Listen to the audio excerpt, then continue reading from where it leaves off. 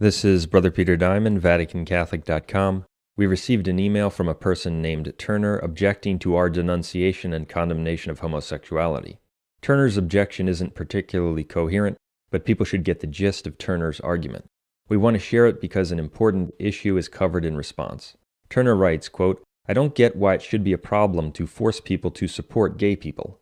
How about I say all black people should be put in jail, and someone tried to change my mind on African American people?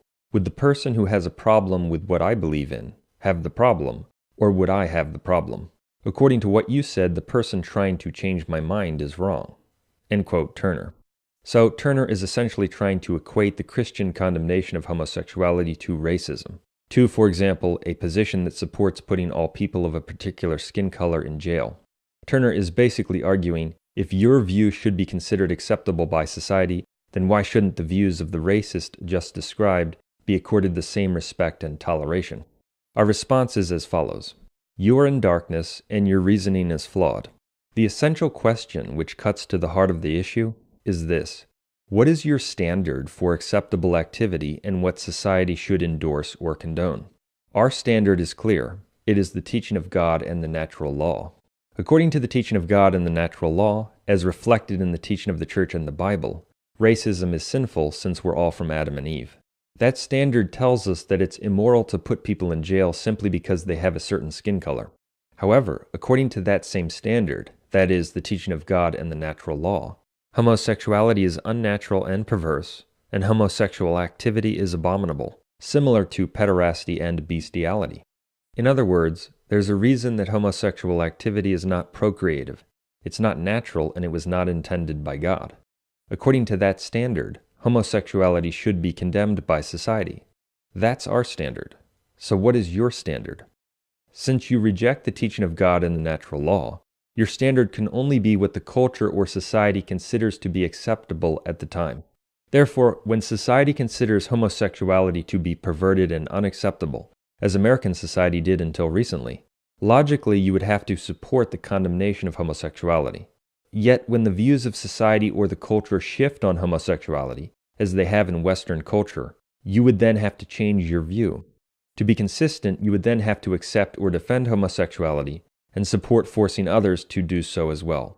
And when the society or the culture goes a bit further and begins to consider pederasty, that is, sexual activity between men and boys, to be acceptable, just as it now considers homosexuality to be acceptable, you would then have to defend pederasty and require others to do so as well.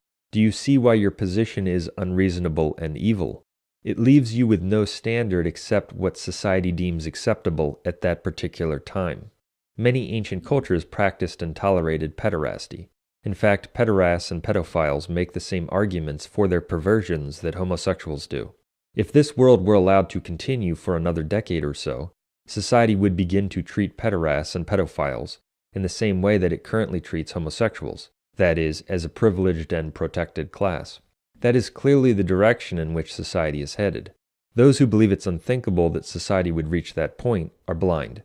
They don't realize how dramatically views about homosexuality have shifted in just a few decades. The following quote from a book written in 1995 captures how significantly society's views about homosexuality changed just from the period of 1985 to 1995. Quote, "A decade ago, who would have thought that an entire book could be written on the subject of homosexuality and education, written in fact using real names, real schools, and real incidents, many of them not only positive but spectacularly so? Who would have thought that in so many buildings throughout the United States, in large cities, medium-sized suburbs, and tiny towns, there would not only be openly gay teachers, administrators, coaches, students, but also gay-straight alliances, gay-themed curricula? It would have seemed like a fairy tale." End quote.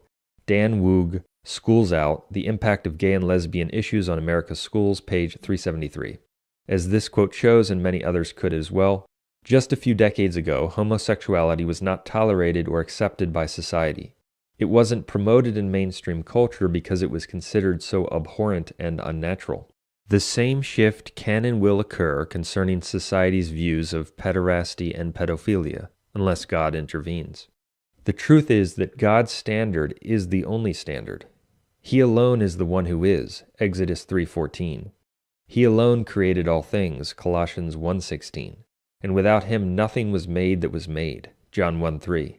He alone has immortality, 1 Timothy 6:16. He alone upholds everything by the word of his power, Hebrews 1:3.